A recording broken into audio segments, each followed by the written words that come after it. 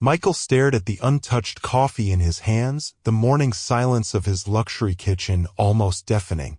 From the outside, his life seemed perfect, a self-made entrepreneur at 35 with a beautiful home, thriving business, and a marriage everyone envied. He'd worked his way up from nothing, building an empire through sheer determination.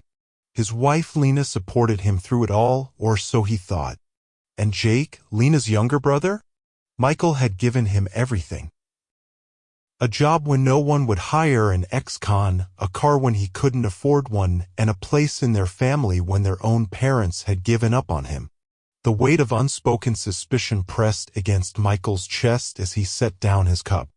3 months ago, he would have called himself the luckiest man alive. Yeah? He wasn't sure what to call himself anymore. Maybe a fool. The thought made his jaw clench. I built everything, he whispered to the empty kitchen, and somehow I was the only one left out. He pulled out his phone, checked the time, 7:30 a.m. Lena wouldn't be up for another hour.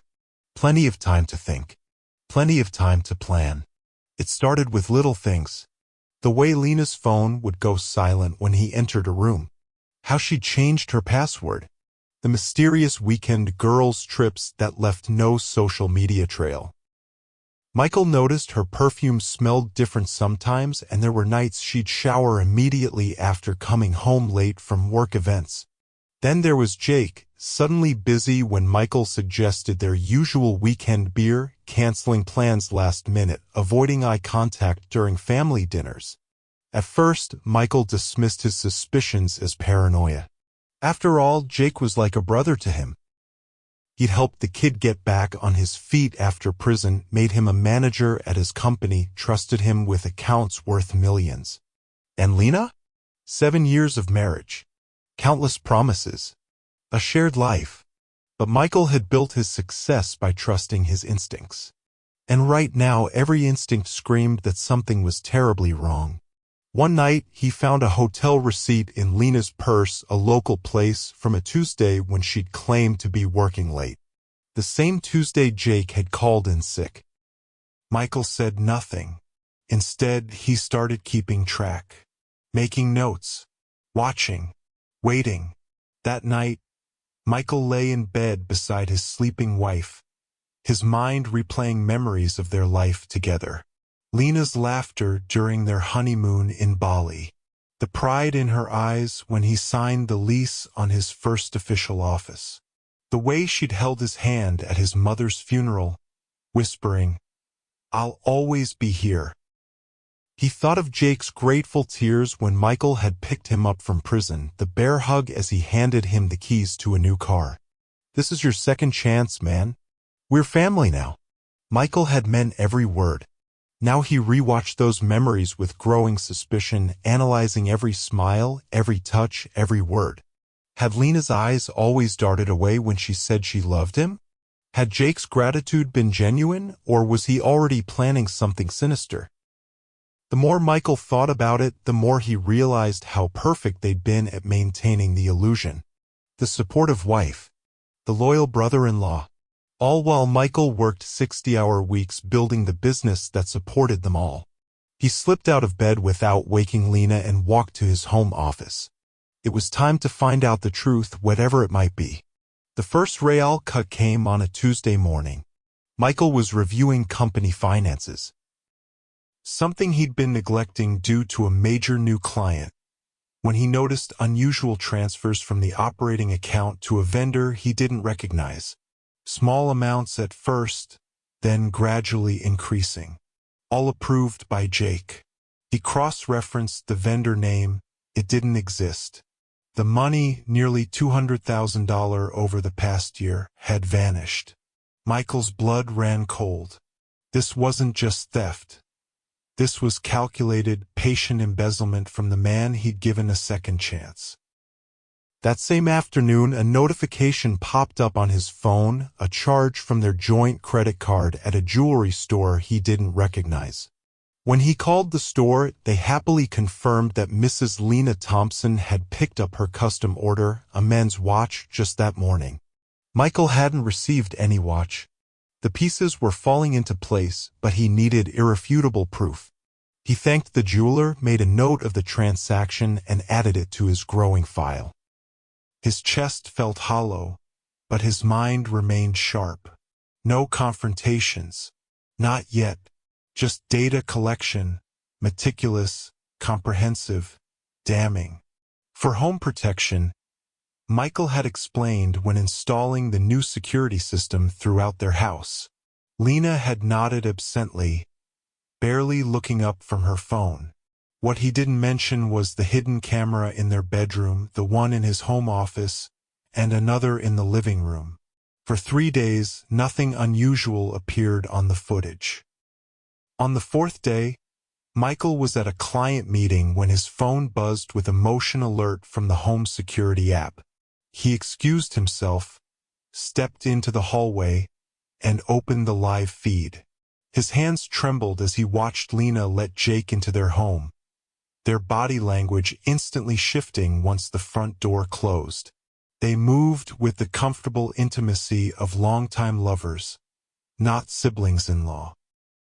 Michael watched, his face expressionless, as they kissed passionately in his living room before moving toward the bedroom, his marriage bed. He should have shut off the feed, should have looked away. But he didn't. He watched it all, each moment burning itself into his memory. When it was over, he returned to his meeting, somehow maintaining his composure while his world collapsed around him. The camera hadn't lied, but it had only revealed part of the betrayal. It wasn't enough for Michael to know they were sleeping together.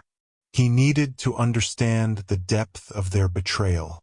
So he continued watching the footage, day after day, cataloging every encounter in their home. What broke him wasn't the physical betrayal. It was the conversation he captured one evening after they thought he was on a business trip. God, he's so boring in bed.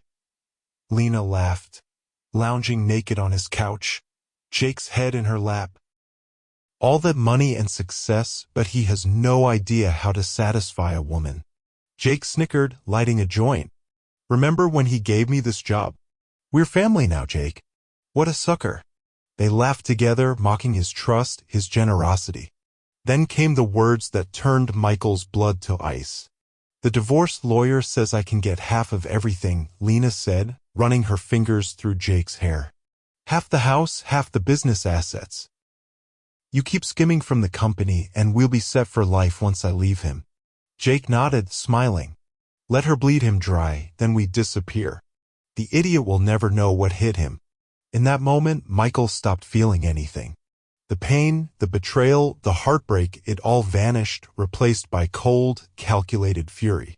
Michael didn't confront them, didn't scream or break down or beg for explanations. Instead, he went silent, a dangerous, calculating silence. He met with his company's lawyer first, then a divorce attorney specializing in high-asset cases.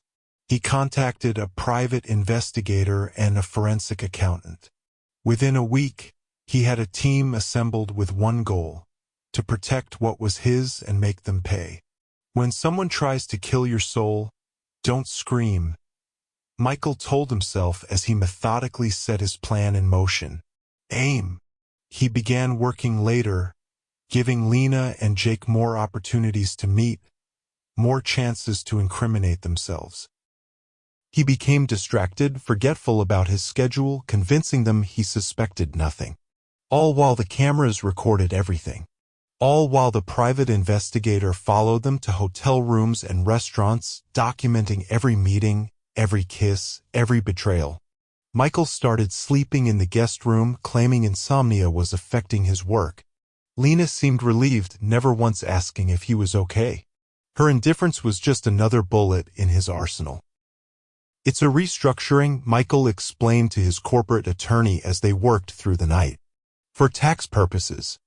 By morning, his ownership in the company had been transferred to a trust controlled by a shell corporation in his mother's maiden name. His personal assets, the vacation home in Aspen, his vintage car collection, the investment properties, were similarly protected. He found the prenuptial agreement Lena had signed 7 years ago, the one with the infidelity clause she'd laughed off as just legal mumbo-jumbo. That clause would now ensure she received nothing but what she'd brought into the marriage, which was nothing. Meanwhile, at home, he maintained the charade. He brought Lena flowers, planned a summer vacation, even gave Jake a performance bonus for his exceptional work. When he kissed Lena goodnight, she had no idea it was the kiss of Judas. A betrayer being betrayed. When he clapped Jake on the shoulder and said, "Don't know what I'd do without you," Jake had no idea those would be the last words of appreciation he'd ever hear from the man he was destroying. The asset ghosted disappearing act had begun. By the time they realized what was happening, it would be far too late. Claire had been Michael's executive assistant for 5 years, witnessing his rise from struggling entrepreneur to industry leader. She noticed the change in him immediately, the hardness in his eyes that didn't match his smile, the tension in his voice during casual conversation. "Everything okay with you and Lena?" she asked one afternoon, setting down his coffee. Michael looked up, considered her for a long moment. Claire had always been loyal, efficient, discreet. More importantly, she'd turned down Jake's advances last Christmas, something Michael had forgotten until now. "Actually," he said carefully, "I could use your help with something confidential." He didn't tell her everything, just enough to test her loyalty. Asked her to document when Jake came and left the office, to note any unusual communications or financial requests. Without hesitation, Claire agreed. "I've never trusted him," she admitted. "Or her, to be honest." Michael nodded, the first genuine smile in weeks crossing his face. "That makes 2 of us." As Claire turned to leave, he added, "This stays between us. For now." She nodded solemnly. Always. Michael had found his first ally in the coming war, and possibly something more. The private investigator's report landed on Michael's desk 3 weeks into the operation. It was worse than he'd imagined. Jake wasn't just embezzling. He was using company funds to buy drugs, lots of them, from a supplier with connections to organized crime. The money trail led from company accounts through the fake vendor to offshore holdings, then back to Jake's personal accounts and cash withdrawals. Felony fraud, felony drug possession, money laundering. With Jake's prior conviction, he was looking at a minimum of 10 years. The investigator had also documented 6 hotel meetings between Jake and Lena in the past month alone, complete with time-stamped photos of them entering and leaving. There was evidence they'd been having an affair for over a year, long before Michael had suspected anything. As he flipped through the damning photographs and financial records, Michael felt a strange calm settle over him. For the first time since discovering the betrayal, he smiled. Not a warm smile, but the cold grin of a predator who has finally cornered his prey. "Thank you," he told the investigator, writing a bonus check. "This is exactly what I needed." The man nodded, clearly unsettled by Michael's composure. "Just doing my job, sir." But they both knew this was far more than a job. This was the ammunition for an execution. Michael took Lena to Lucille, the most exclusive restaurant in the city, to celebrate their 7th anniversary. She wore the diamond earrings he'd given her last Christmas, oblivious that he'd already arranged to have them appraised and documented as marital assets. She laughed and touched his hand across the table, playing the role of devoted wife so convincingly that, for a moment, Michael almost doubted the evidence. "Almost. To us," she said, raising her champagne glass. "To 7 amazing years." Michael clinked his glass against hers. "And to honesty," he added, watching her eyes for any flicker of guilt. There was none. She'd become so comfortable with her betrayal that deception was now her natural state. Throughout the 5-course meal, Lena chatted about redecorating the house, a spa weekend with her friends, her brother's new girlfriend. Michael nodded at all the right moments, asked all the right questions. Meanwhile, across town, a courier was delivering a sealed package to his lawyer. USB drives containing every video, every photo, every financial record. Everything needed to destroy 2 lives in one decisive strike. As he paid the bill, Michael thought about how this would be their last anniversary dinner. How tomorrow everything would change. "I love you," Lena said as they left the restaurant, wrapping her arm around his. Michael kissed her forehead. "I know exactly how much you love me," he replied. Jake strolled into the office Tuesday morning the way he always did, confident, smug, secure in his position as the boss's brother-in-law. He nodded to Claire, who avoided his eyes, then headed toward his corner office. He never made it there. 2 police detectives intercepted him in the hallway. Michael stepped out of the conference room just as they began reading Jake the Miranda rights. "Jacob Wilson, you're under arrest for embezzlement, wire fraud, and possession with intent to distribute." The office fell silent as employees stopped to stare. Jake's face drained of color. "Michael, what the hell is this?" he shouted as the detectives handcuffed him. Michael approached slowly, hands in his pockets, expression perfectly neutral. Around them, smartphones recorded the scene exactly as Michael had anticipated. "The police have evidence you've been stealing from the company," Michael said, his voice carrying across the now-silent office. "And apparently using the money for some illegal purchases." Jake's eyes widened with understanding and fear. "You can't do this to me. After everything we've—" Michael cut him off. "You lied. And you stole. That's all there is to it." As the detectives led Jake toward the elevator, he turned to scream, "Lena will destroy you for this." Michael merely smiled. "I'm counting on her to try." While Jake was being processed at the county jail, Michael's divorce attorney was dispatching a courier across town. Lena was having lunch with friends at an upscale bistro when the server approached with a legal-sized envelope. "Mrs. Thompson? This requires your signature." Confused, Lena signed for the delivery as her friends watched curiously. The envelope contained divorce papers citing irreconcilable differences and adultery, along with a smaller envelope marked "Private." Michael had arranged for the courier to wait while she opened it. Inside was a USB drive and a handwritten note. "Watch this before you call your lawyer. Everything has already been sent to them anyway." Lena's friends leaned in as her face crumpled in shock. When she excused herself to the bathroom, one friend followed, concerned. She found Lena hunched over her phone, watching footage of herself and Jake in Michael's bedroom. The friend gasped. Lena looked up, mascara streaming down her face. "He knows everything," she whispered. By the time she tried calling Michael, his number had already been disconnected. By the time she rushed home, the security codes had been changed. Through the front window, she could see movers packing up the house. A neighbor filmed her screaming on the front lawn as security guards prevented her from entering.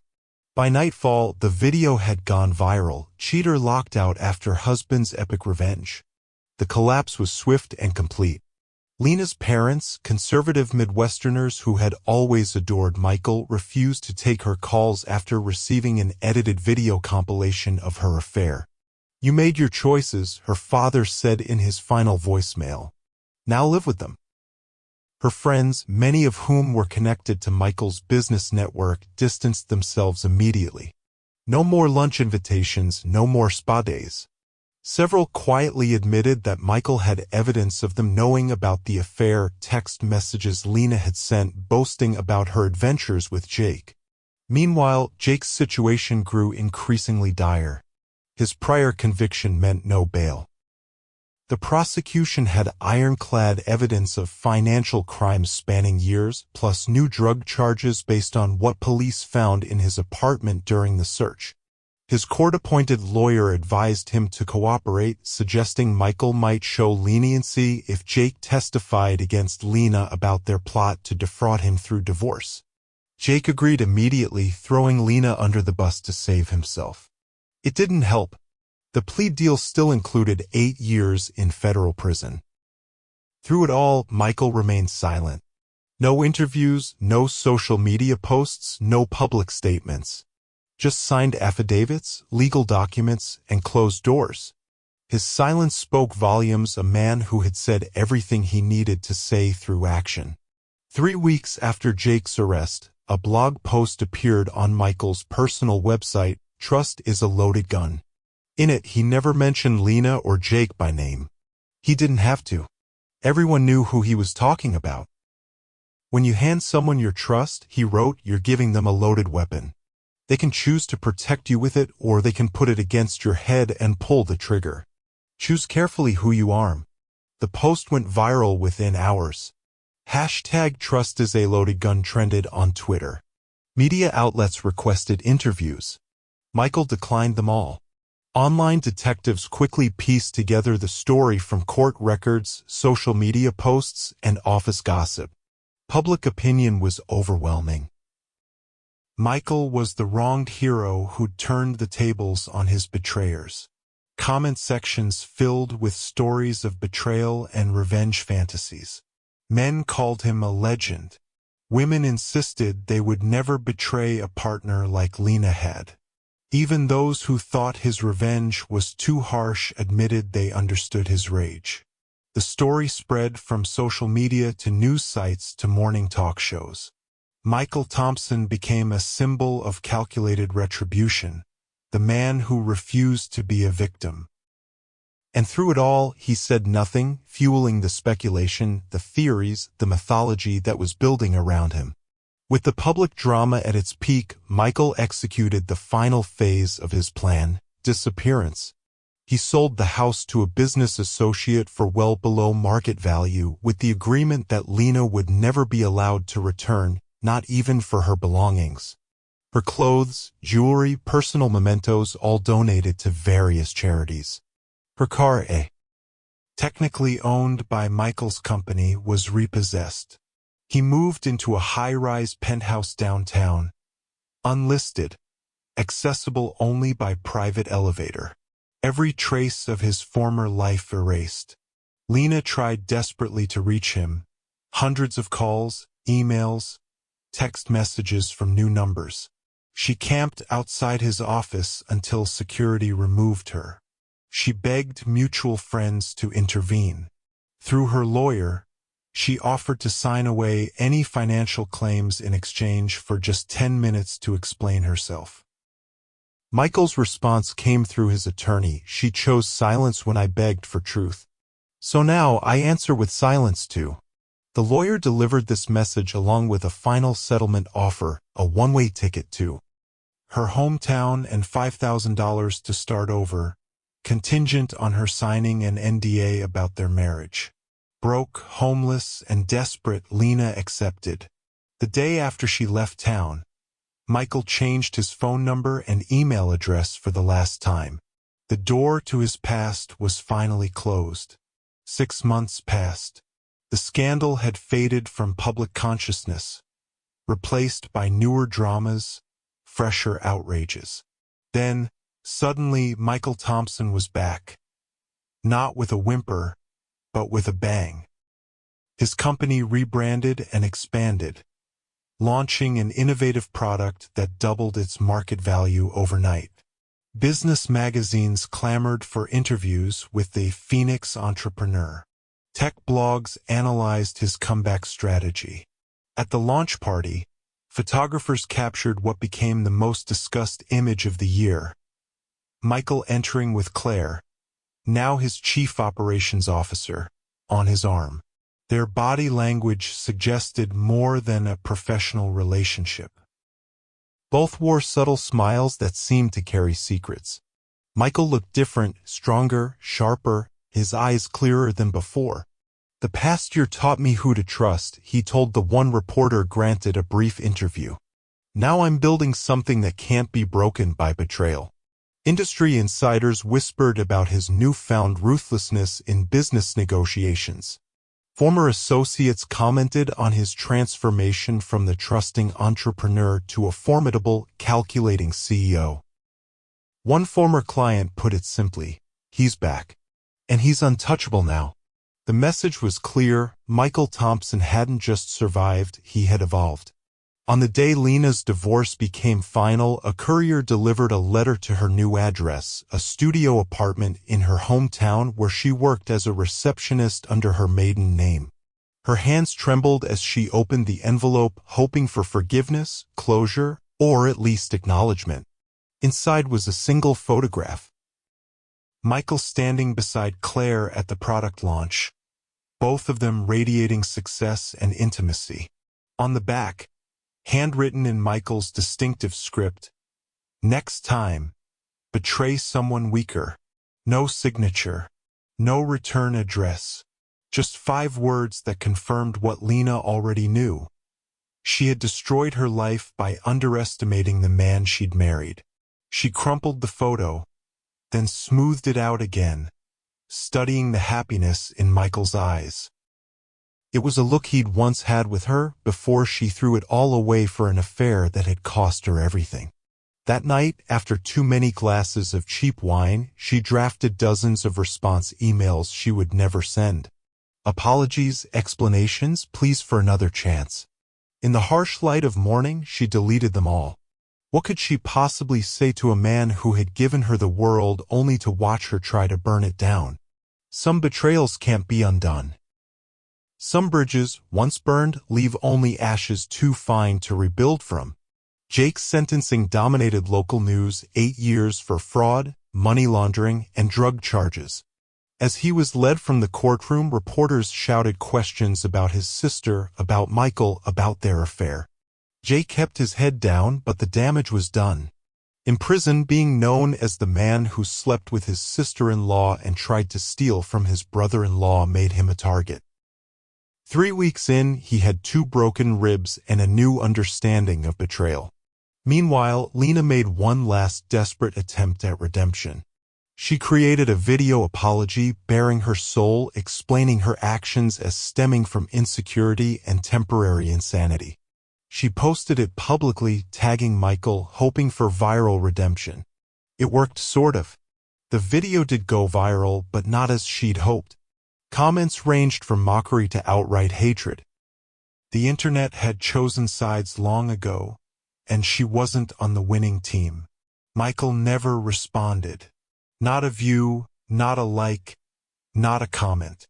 His social media accounts remained focused solely on business innovations and philanthropic efforts. When pressed by a podcast host about the personal troubles that had made headlines, Michael's response became instantly quotable. "Forgiveness is for mistakes. What happened wasn't a mistake. It was a choice. I made mine. They made theirs." The subject was closed. 1 year to the day after discovering the affair, Michael stood alone on a private beach, watching waves crash against pristine white sand.